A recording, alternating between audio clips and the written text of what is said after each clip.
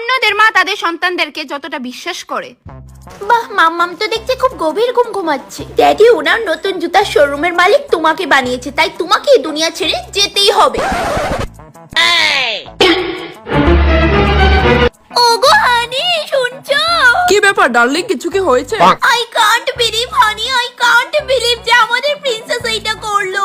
Sorry মাম্মা, আমি আসলে princess আমার পা টিপছিল গো। হ্যাঁ, খালি হাতে টিপলে তো ব্যথা পেতে পারি, তাই বালিশ দিয়ে টিপেছে গো। আমি নিজে তুই কানে দেখেছি। আর মানুষ পেলে না প্রিন্সেসের মম শেষমেশ ও পা টিপবে?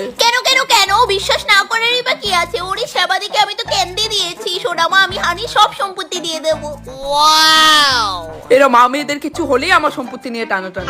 আর আমার মা আমারে যতটা বিশ্বাস করে, মাছ তরকারি তাই লবণ না দিয়ে লবণের বদলে চিনি দে, হ্যাঁ পুরোটা তরকারি তাই নষ্ট করছে। হ্যাঁ, আর হনো লবণ চিনি ফারাক বুঝছ না তুই? এত বড় দাদি মায়া হইয়া মনটা কইতাছে তাই রে কাঁদে কইছে কইলাম মা।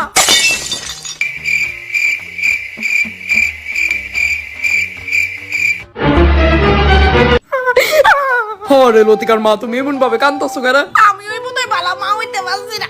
লতিকার বাপ সত্যি বলতাছে, একটু রুমালটা দৌছেন। আজকে গলা উড়াইছে, কালকে হাত উড়াইবো। কচু ঠ্যাং।